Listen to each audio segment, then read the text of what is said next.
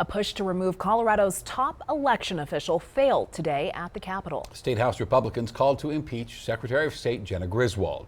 This comes, of course, after a legal battle in the state and U.S. Supreme Courts over a lawsuit to disqualify former President Trump from the Colorado ballot, citing his actions during the January 6th Capitol attack. Griswold had urged the U.S. Supreme Court to uphold the Colorado ruling, finding Trump ineligible, but the court overturned that decision.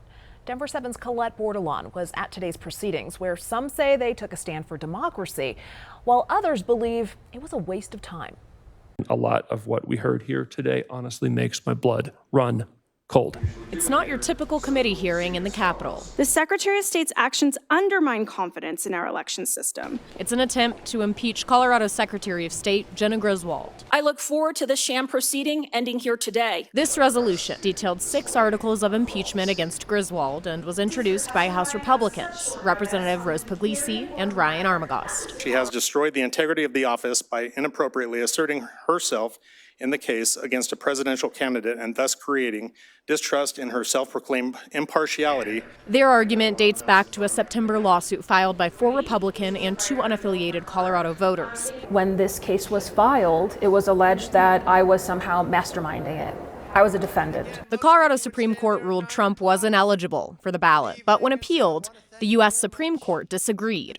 Trump remained on the ballot. Standing up and saying truthful things like Donald Trump engaged in insurrection are not partisan. It's my job to protect our democracy and right to vote. It was statements like that Griswold says abide by the Colorado court rulings, but House Republicans believe are grounds for impeachment. She's constantly on her official platform labeled him as an insurrectionist over and over and over again. Do you admit on the record that January 6th was an insurrection, yes or no? Rep. Woodrow pushed pretty hard on that language in the resolution that describes what happened on January 6th as an alleged insurrection. Do you consider what happened that day an insurrection? I don't have any opinion on it. I think that's up to people. I wasn't there. Republicans say Democrats were deflecting from the actual issue. This is a Secretary of State who has weaponized the office to pursue her political opponents. But Democrats say this hearing was political theater. I do not trust the motives of the sponsors in this. I do not believe that what is brought to us today is truly for the sake of our democracy. And a vote split along party lines killed the resolution to impeach. This was a novel issue. It worked itself out. Voters were able to vote for who they wanted to, and we'll have a great general election in the state of Colorado. Colette Bordelon, Denver 7.